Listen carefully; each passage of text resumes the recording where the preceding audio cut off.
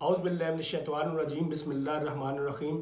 معزز ناظرین، خالد کمانڈر آپ کی خدمت میں حاضر ہے اور ذکر ہوگا سپریم کورٹ میں نیب ترامیم کے حوالے سے ریمارکس بہت اچھے آ رہے ہیں، لیکن اس سے پہلے اسپیشل سینٹرل کورٹ نے جو حکم نامہ جاری کیا ہے اور اس کی کاپیاں اعلیٰ حکومتی عہدیداران کو بھیجی ہیں، اس نے ایک طرح کا تہلکہ مچا دیا ہے۔ یقیناً ان جج صاحب کو خراج تحسین پیش کرنا چاہیے کہ اتنا بولڈ سٹیپ انہوں نے لیا ہے اور واقعی انصاف دلانے کی انہوں نے کوشش کی ہے۔ اس کے ساتھ ہی JIT جو عمران خان قاتلانہ حملہ کیس میں انہوں نے نوٹسز بھیج دیے ہیں 3 وفاقی وزراء کو۔ پیٹرول ڈیزل کی قیمتوں میں اونٹ کے منہ میں زیرہ والی کمی کی گئی ہے اور اعظم سواتی کی ضمانت 2 یا 3 دن کی دوری پہ، وہ بھی نئے جج صاحب نے ابھی تک اپنا چارج نہیں لیا۔ ناظرین، شروع کرتے ہیں پیٹرول اور ڈیزل۔ عالمی منڈی میں اگر دیکھا جائے تو قیمتیں عالمی منڈی میں تو بہت زیادہ کم ہو چکی ہیں، اور ہماری اس PDM حکومت نے جب قیمتیں بڑھانے کا وقت تھا، انٹرنیشنل مارکیٹ میں اس وقت بھی قیمتیں کم ہو رہی تھیں، لیکن انہوں نے IMF کے ساتھ اپنا جو معاہدہ کیا تھا، اس معاہدے کے تحت بڑھانے میں تو 30 سے 35 40 روپے بڑھاتی رہی، اور کمی کے وقت 5 7 یا 10 روپے۔ اب وہ فائدہ جو عوام کو ملنا چاہیے تھا وہ حکومت نہیں دے رہی۔ وہ کہاں جا رہا ہے؟ کن اخراجات کے لیے یہ پیسے اکٹھے کیے جا رہے ہیں اور عوام کو مہنگائی کی اس دلدل میں روز بروز پھنسایا جا رہا ہے۔ اب جو 5-10 روپے اگر یہ پیٹرولیم پرائسز میں کمی کرتے ہیں تو اس کا نتیجہ عوام تک کیسے پہنچ سکتا ہے؟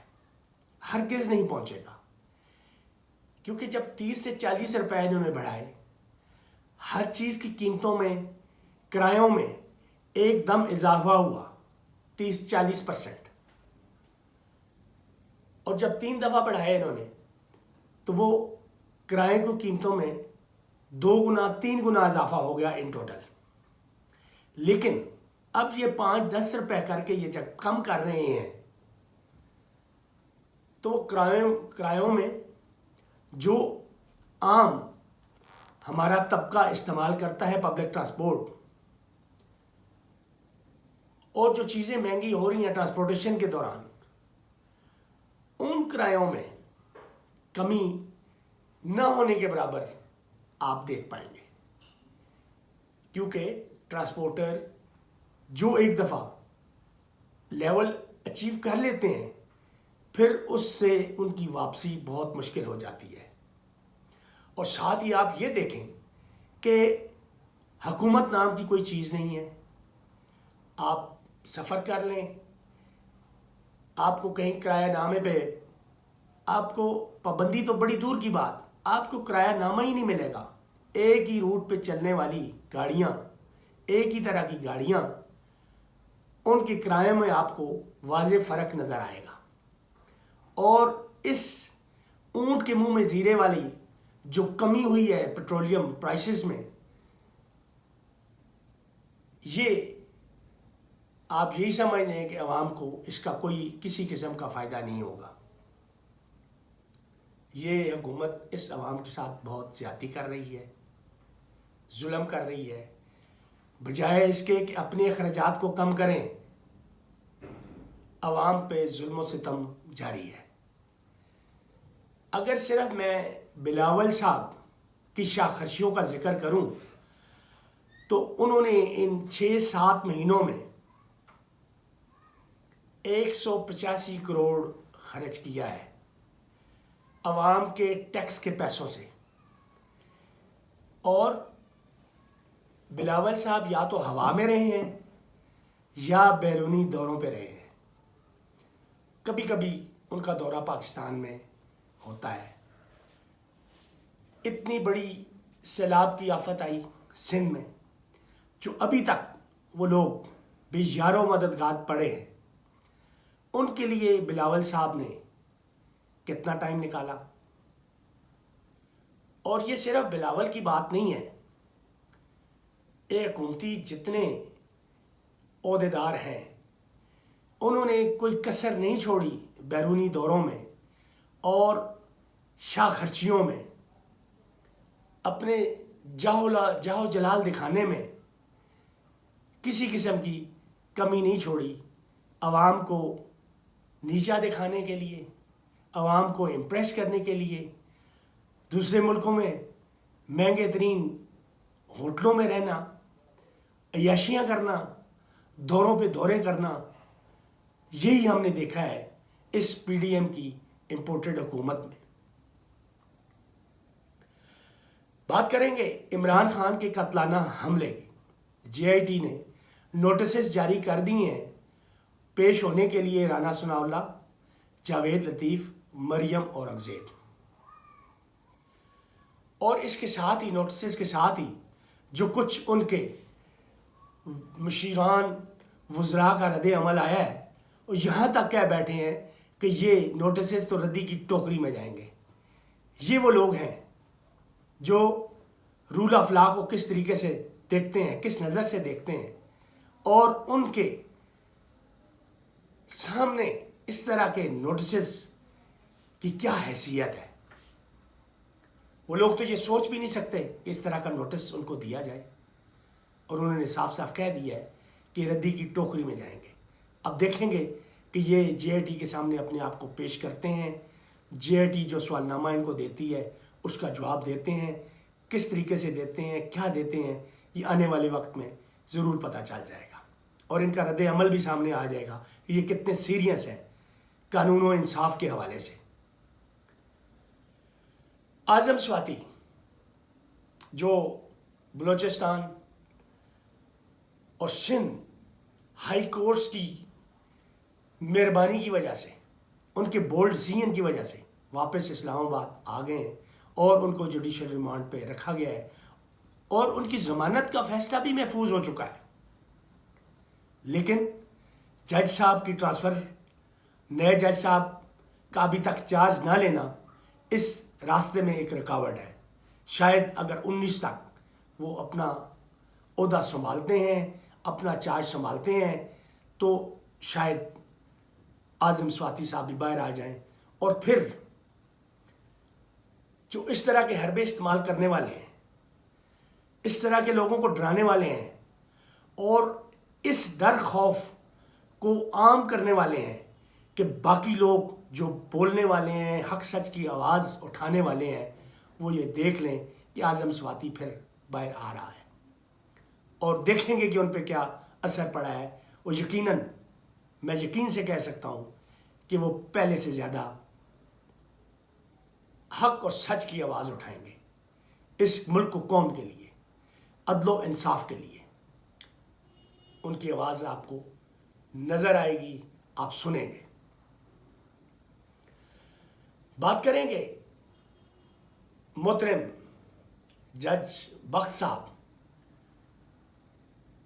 جو اسپیشل سینٹرل کورٹ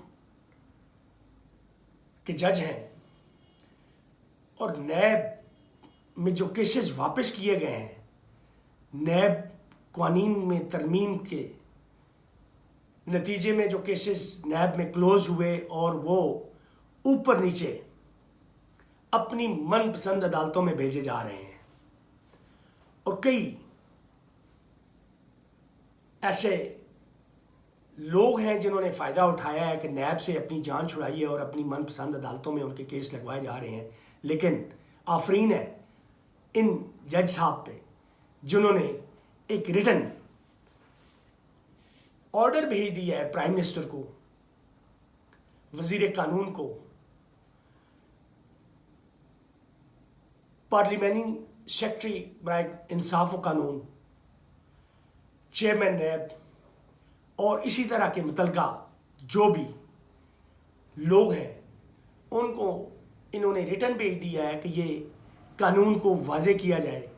یہ وہ قانون جو ایک جلد بازی میں بنایا گیا ہے، جس کو پورے طریقے سے بتایا نہیں گیا کہ یہ جو کیسز نیب سے واپس ہو رہے ہیں اگلی کون سی عدالتیں لینے کے لیے ذمہ دار ہوں گی.